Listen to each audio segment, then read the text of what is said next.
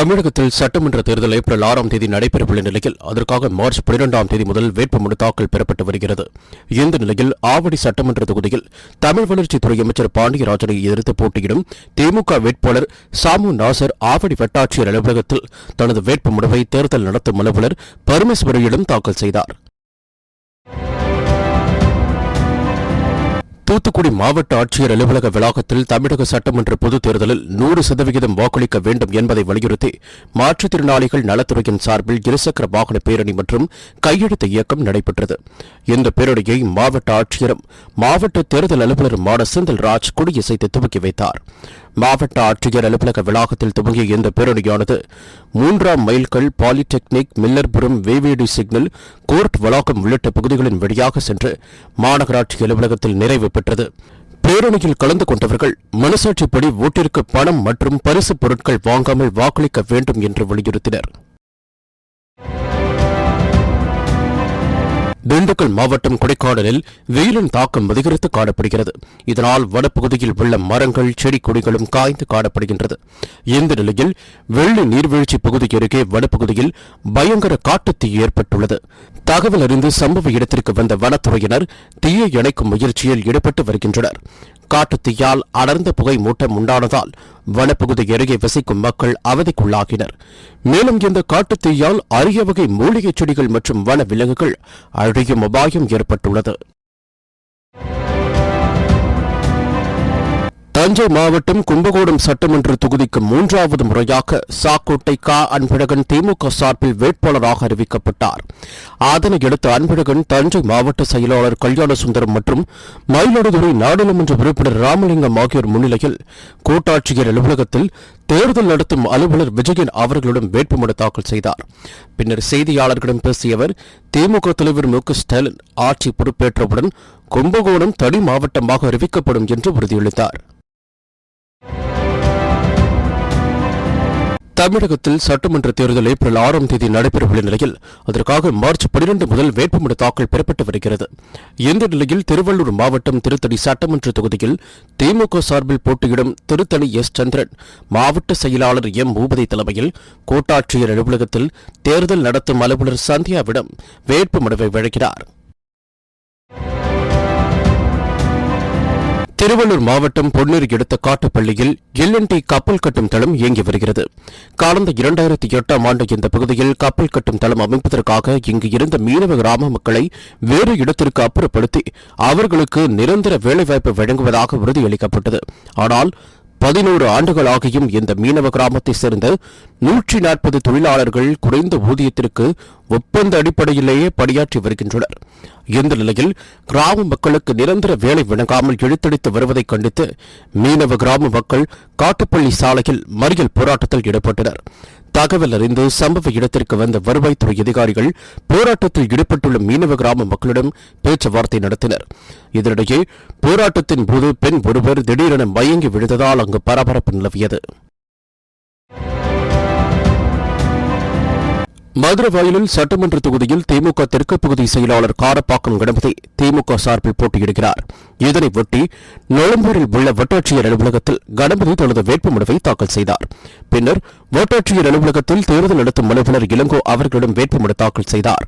பின்னர் செய்தியாளர்களை சந்தித்த அவர், கடந்த 10 ஆண்டுகளில் முதல் முறையாக மதுரவாயல் சட்டமன்ற தொகுதியில் அதிமுகவை திமுக எதிர்கொள்கிறது என்றும் இந்த முறை மதுரவாயல் தொகுதியில் 1 லட்சம் வாக்கு வித்தியாசத்தில் திமுக வெற்றி பெறும் என்றும் கூறினார். மேலும் திமுக ஆட்சிக்கு வந்ததும் மதுரவாயலில் அரசு கலைக்கல்லூரி கொண்டுவரப்படும் என்றும் அவர் உறுதியளித்தார். சட்டப்பேரவைக்கான தேர்தல் வரும் ஏப்ரல் 6ஆம் தேதி நடைபெறவுள்ள நிலையில் இதற்கான வேட்புமனு தாக்கல் கடந்த 12ஆம் தேதி தொடங்கியது. இந்த நிலையில் சாத்தூர் சட்டமன்ற தொகுதியின் அமமுக வேட்பாளர் MSR ராஜவர்மன் சாத்தூர் வருவாய் கோட்டாட்சியர் அலுவலகத்தில் தேர்தல் நடத்தும் அலுவலர் புஷ்பாவிடம் வேட்புமனு தாக்கல் செய்தார். இந்த தேர்தலில் அதிமுக சட்டமன்ற உறுப்பினராக போட்டியிடுவதற்கு ராஜவர்மனிற்கு வாய்ப்பு கிடைக்காததால் அவர் அமமுகவில் இணைந்து சாத்தூர் சட்டமன்ற தொகுதியில் போட்டியிடுகிறார் என்பது குறிப்பிடத்தக்கது. தமிழகத்தில் அடுத்த மாதம் 6ஆம் தேதி ஒரே கட்டமாக சட்டமன்ற தேர்தல் நடைபெறவுள்ளது. இந்த நிலையில் திமுக சார்பில் குன்னூர் சட்டமன்ற தொகுதியில் போட்டியிடும் வேட்பாளர் ராமச்சந்திரன், மாவட்ட செயலாளர் பாபு முபாரக் தலைமையில் குன்னூர் சார்பு ஆட்சியர் ரஞ்சித் சிங் அவர்களும் வேட்புமனு தாக்கல் செய்தார். இதில் குன்னூர் நகர செயலாளர் ராமசாமி, உதகை நகர கழக செயலாளர் எஸ். ஜார்ஜ், தலைமை செயற்குழு உறுப்பினர் கோத்தகிரி செந்தில் ரங்கராஜன், குன்னூர் ஒன்றிய செயலாளர் பிரேம்குமார், விடுதலை சிறுத்தைகள் கட்சி, தமிழ் புலிகள் கட்சியின் மாவட்ட செயலாளர் நீலமலை ராஜன் உள்ளிட்ட கூட்டணி கட்சி தொண்டர்கள் பலர் கலந்து கொண்டனர். கிருஷ்ணகிரி மாவட்டம் ஓசூர் அடுத்த சாலமாவு வனப்பகுதியில் தனியாக சுற்றி வந்த ஒற்றை ஆண் யானை அப்பகுதி மக்களை எச்சுறுத்தியும் தொடர்ந்து விளை நிலங்களை சேதப்படுத்தியும் வந்தது. இந்த ஒற்றைக்காட்டு யானையால் இதுவரை 3 பேர் உயிரிழந்துள்ள நிலையில் யானையை அடர் வனப்பகுதிக்குள் விரட்ட வேண்டும் என்று பொதுமக்கள் கோரிக்கை விடுத்தனர். இதனையடுத்து கிருஷ்ணகிரி மாவட்ட ஆட்சியர் ஜெயச்சந்திர பாலுரெட்டி அவர்களின் அறிவுறுத்தலின் பெயரில் திருச்சிப்பள்ளி எனும் இடத்தில் முகாமிட்டிருந்த யானையை கால்நடை மருத்துவர் கலைவாணன் உதவியுடன் வனத்துறையினர் மயக்க ஊசி செலுத்தி பிடித்தனர். இதனையடுத்து கிரேன் உதவியுடன் வாகனத்தில் ஏற்றப்பட்ட ஆண் யானை ஊரிகம் வனச்சகரத்திற்குட்பட்ட பில்லிக்கல் காப்புக்காடு காவிரி ஆற்றுப்படுதை என்னும் இடத்தில் விடுவிக்கப்பட்டது.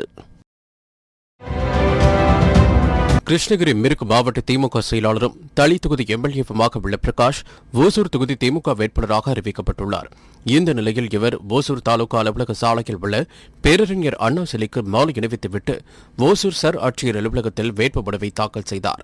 பின்னர் செய்தியாளர்களிடம் பேசிய பிரகாஷ், திமுகவிற்கு வரலாறு காணாத வெற்றியை கொடுக்க வாக்காளர்கள் காத்துக் கொண்டிருப்பதாகவும் அதற்கு திமுக தேர்தல் அறிக்கையின் வரவேற்பே காரணமாக உள்ளது என்றும் தெரிவித்தார்.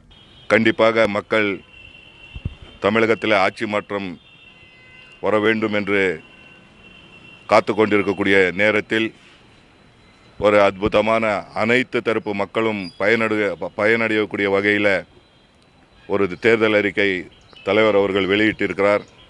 ஆகவே மிகப்பெரிய ஓட்டு வித்தியாசத்தில் கண்டிப்பாக ஓசூரில் திராவிட முன்னேற்றக் கழகம் வெற்றி பெறும் என்பதை இந்த நேரத்தில் தெரிவித்துக் கொள்ள நான் கடமைப்பட்டிருக்கிறேன்.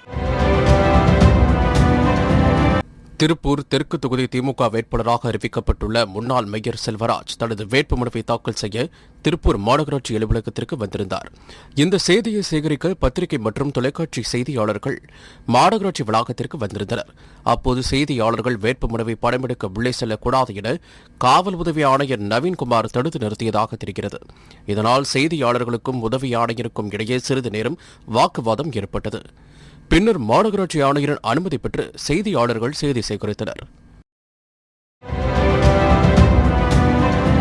பெரம்பலூர் மாவட்டம் கொளத்தூர் கிராமத்தைச் சேர்ந்த பிச்சைப்பிள்ளை என்பவர் சில ஆண்டுகளாக ஊராக சென்று விவசாய விளை நிலங்களில் ஆட்டுக்கிடை போடும் தொழில் செய்து வந்துள்ளார். இவர் கடந்த ஒரு வாரத்திற்கு முன்பு கடலூர் மாவட்டம் திட்டக்குடி எடுத்த ஆவட்டி கிராமத்தில் உள்ள ஆவட்டி கருப்புசாமி கோவிலிற்கு சொந்தமான நிலத்தில் தற்காலிக கொட்டகை அமைத்து ஆட்டுக்கிடை போட்டு தங்கி வந்துள்ளார். இந்த நிலையில் இவருக்கு உணவு செய்து கொடுக்க இவரின் தாய் செல்லம்மாள் ஆவட்டிற்கு சென்றுள்ளார். அப்போது தலையில் பலத்த காயங்களுடன் பிச்சைப்பிள்ளை உயிரிழந்து கிடந்துள்ளார். இந்த தகவலின் பெயரில் சம்பவ இடத்திற்கு வந்த ராமநத்தம் காவல்துறையினர் உயிரிழந்தவரின் உடலை கைப்பற்றி பிரேத பரிசோதனைக்காக அரசு மருத்துவமனைக்கு அனுப்பி வைத்தனர். தொடர்ந்து இந்த சம்பவம் குறித்து வழக்கு பதிவு செய்த காவல்துறையினர் விசாரணை மேற்கொண்டு வருகின்றனர். திமுக ஆட்சிக்கு வந்தால் 8 வழிச்சாலை திட்டம் முழுமையாக ரத்து செய்யப்படும் என்று தேர்தல் அறிக்கையில் அறிவிக்கப்பட்டுள்ளது. இதனை வரவேற்றுள்ள 8 வழிச்சாலை எதிர்ப்பு இயக்க விவசாயிகள் திமுக தலைவர் மு க ஸ்டாலின் அவர்களுக்கு நன்றி தெரிவிக்கும் வகையில் திருவண்ணாமலை மாவட்டம் செங்கத்தில் ஆலோசனைக் கூட்டம் நடத்தினர்.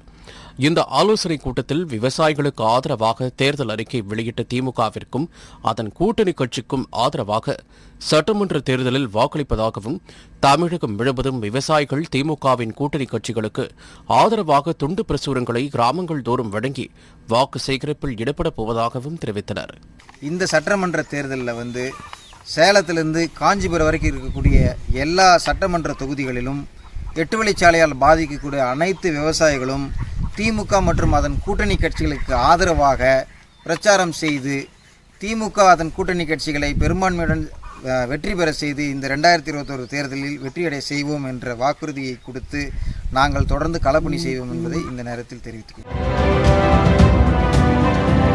பெரம்பூர் சட்டமன்ற தொகுதியின் திமுக வேட்பாளராக சட்டமன்ற உறுப்பினரும் திமுகவின் மாநில இளைஞரணி துணைச் செயலாளருமான ஆர்.டி. சேகர் அறிவிக்கப்பட்டுள்ளார்.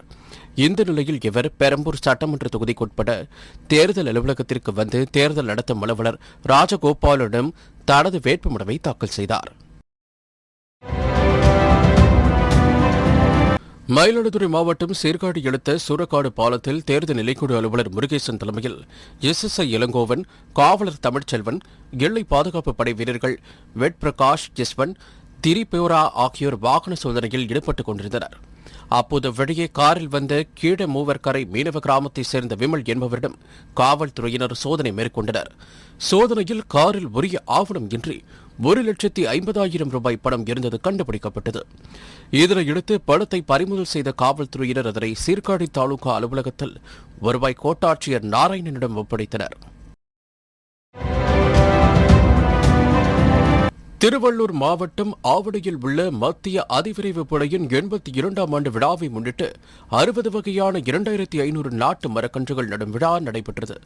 இந்த நிகழ்ச்சியில் சுமார் 100க்கும் மேற்பட்ட சிஆர்பிஎஃப் வீரர்கள், அதிகாரிகள் மற்றும் இயற்கை ஆர்வலர்கள் என அனைவரும் கலந்து கொண்டனர். பின்னர் வளாகத்தில் மகிழம், மருதம், புங்கை, வேம்பு, இலுப்பை, மலைவேம்பு, பூவரசன், சொர்க்கம் உள்ளிட்ட 60 வகையான மரக்கன்றுகளை சிஆர்பிஎஃப் வீரர்கள் மற்றும் இயற்கை ஆர்வலர்கள் ஒரே நேரத்தில் நடவு செய்து விழிப்புணர்வை ஏற்படுத்தினர். போர்த்தோட 82வது ஆண்டை ஒட்டி, நிறைவு நாளை ஒட்டி நம்ம ட்ரீஸோட என்ஜிஓ ஒரு பிளான்டேஷன் டிரைவ் ஆரம்பிச்சிருக்கோம். இன்னைக்கு 2500 பிளான்ட், 54 வெரைட்டியோட மரங்களை இந்த குறுகிய இடத்துல வச்சுருக்கோம். ரொம்ப சந்தோஷமாக இருக்குது. மரம் வளர்ப்பது நாட்டுக்கு ரொம்ப மிகவும் தேவைப்பட்டது. கடலூர் மாவட்டம் நெய்வேலி சட்டமன்ற தொகுதியில் போட்டியிடும் திமுக வேட்பாளர் சபா ராஜேந்திரன் தேர்தல் அதிகாரி சிவக்குமாரிடம் தனது வேட்புமனுவை தாக்கல் செய்தார். முன்னதாக தோமுச அலுவலகம் எதிரே உள்ள முன்னாள் முதலமைச்சர் கருணாநிதியின் உருவப்படத்திற்கு மலர் தூவி மரியாதை செலுத்தினார். இவர் நெய்வேலி தொகுதியில் 2வது முறையாக போட்டியிடுகிறார் என்பது குறிப்பிடத்தக்கது.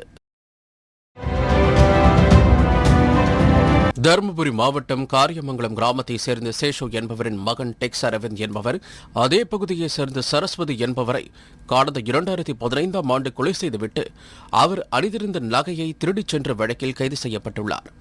இது தொடர்பான வழக்கு புதுக்கோட்டை மகிழா நீதிமன்றத்தில் நடந்து வந்த நிலையில் தற்போது தீர்ப்பளிக்கப்பட்டுள்ளது. அதன்படி அரவிந்த் மீது குற்றம் நிரூபிக்கப்பட்டுள்ளதால் அவருக்கு ஆயுள் தண்டனை விதித்தும், நகையை திருடியதாக 10 ஆண்டு கடுங்காவல் தண்டனையும், உடலை எரித்ததற்காக 7 வருட கடுங்காவல் தண்டனையும், 80,000 ரூபாய் அபராதமும் விதித்து நீதிபதி டாக்டர் ஆர். சத்யா பரபரப்பு தீர்ப்பை வழங்கினார்.